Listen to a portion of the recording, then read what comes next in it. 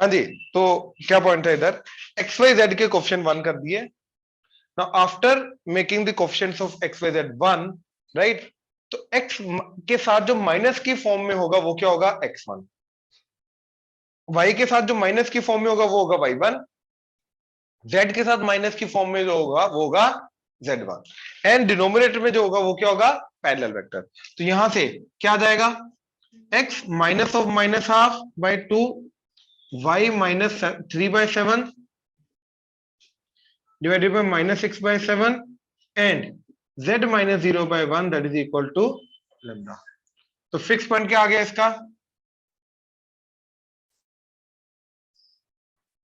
Minus half comma 3/7 comma 0 and parallel vector sorry 2i cap minus 6/7 j cap plus k cap. इस तरीके से data निकालना है।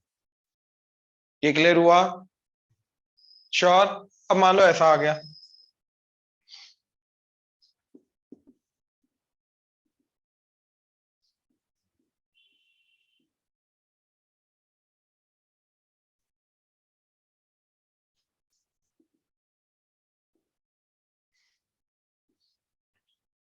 X and Y वाला part अलग दे रखा है, जेड वाला पार्ट अलग दे रखा है, एंड जेड वाले पार्ट के साथ कोई लैम्डा नहीं है। तो पहले तो इसको कंबाइन करके सब कुछ एक फॉर्म में लाना है, तीनों को लैम्डा इक्वेट करना है। यहाँ पे तो लैम्डा है ही नहीं, तो लैम्डा कैसे इक्वेट करेंगे, है एक्चुअली में तो क्या है, 0 लैम्डा। ठीक है, तो ये क्या आ जाएगा, z minus 1/0 that is lambda.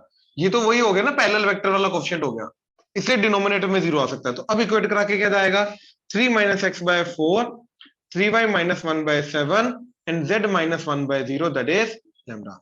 तो इन इसकी इक्वेशन बनी हमारी ये। अब एक्स वाई जेड के कोफिशिएंट 1, तो -1 से नीचे डिवाइड किया तो x माइनस 3/-4, इधर y माइनस 1/3/7/3, इधर z minus 1/0 that is lambda. तो fix point 3,1/3,1 parallel vector -4i cap plus 7/3 j cap plus 0 k cap, इस तरीके से आएगा। क्लियर हुआ, ऑनलाइन क्लियर हुआ, Yes, Yes. ये नोट करो।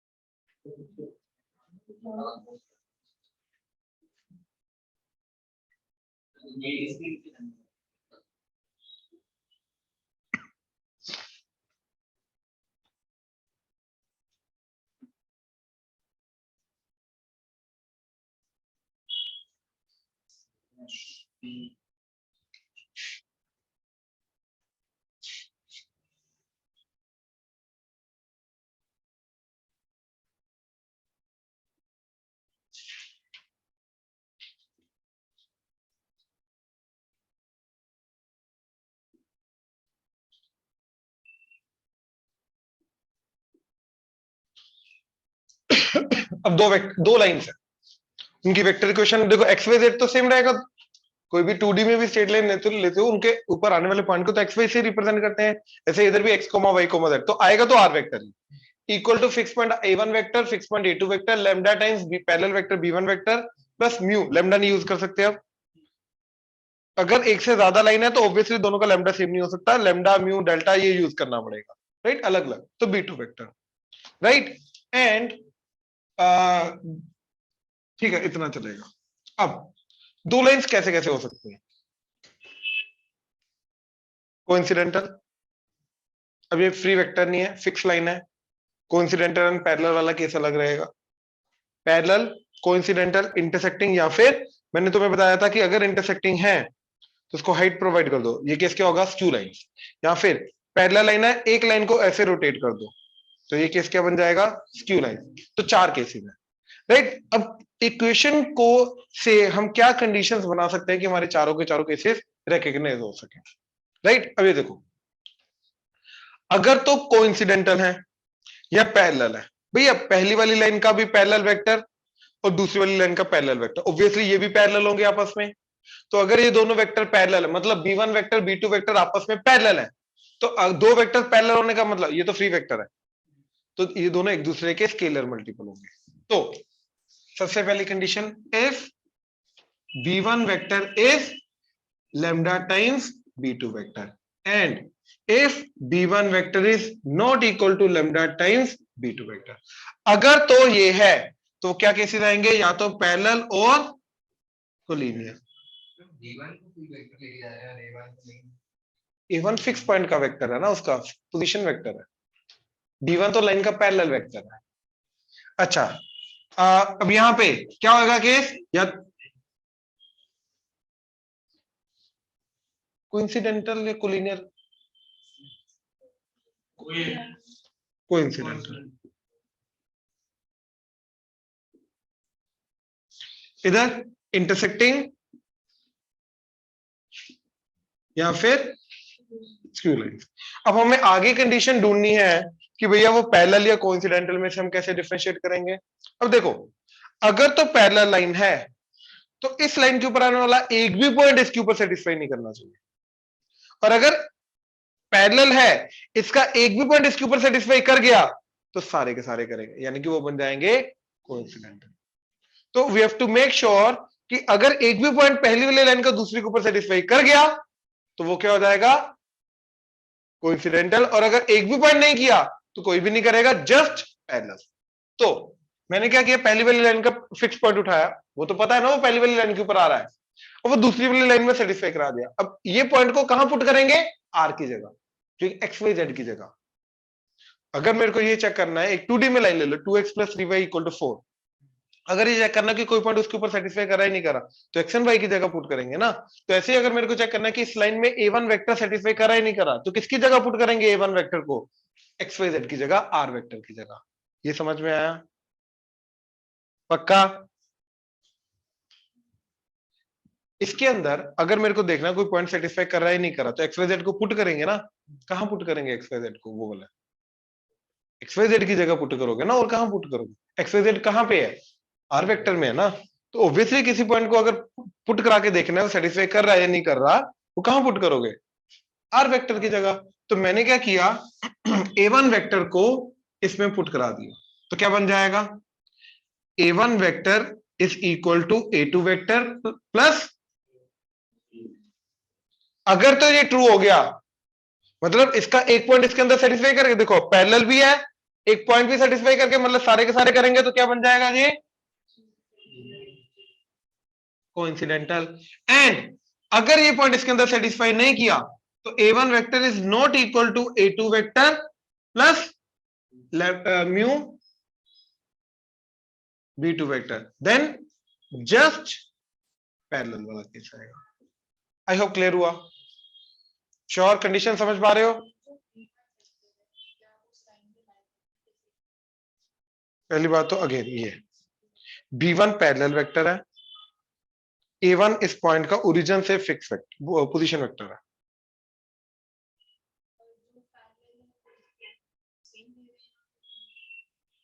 अलग कोइंसिडेंटल हमारा अलग आ जाएगा, पैरेलल अलग आ जाएगा। ऑब्वियसली ये कोइंसिडेंटल वाला केस है, ये पैरेलल वाला, तो ऑब्वियसली दोनों अलग अलग केस है, इसलिए डिफरेंशिएट कर रहे हैं ना, तो सेम ले ही नहीं रहे।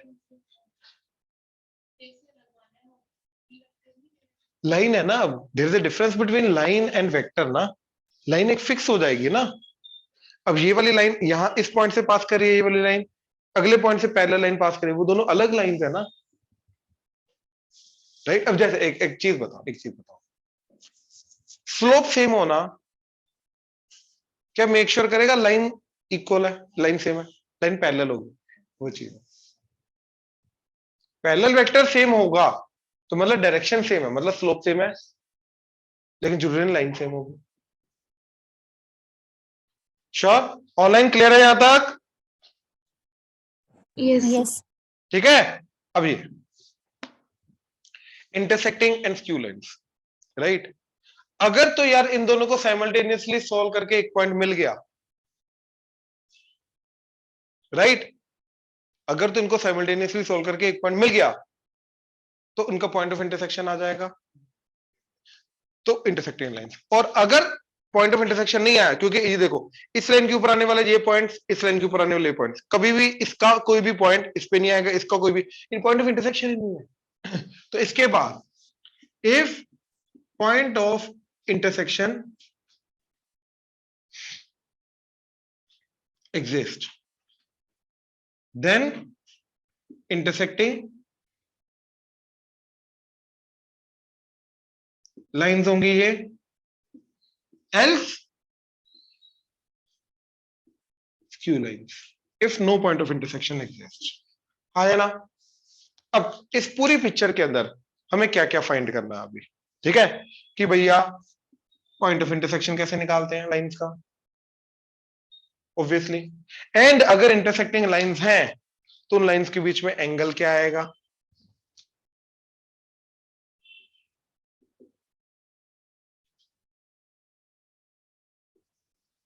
एंगल ऑफ इंटरसेक्शन क्या रहेगा, राइट। अगर ये स्क्यू लाइंस हैं,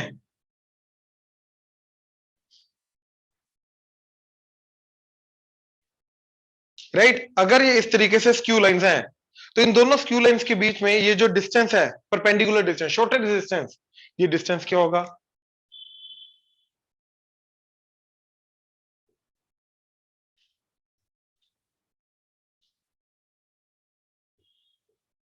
shortest distance between skew lines, right. अगर ये पैरेलल लाइंस हैं तो पैरेलल लाइंस के बीच का डिस्टेंस क्या होगा,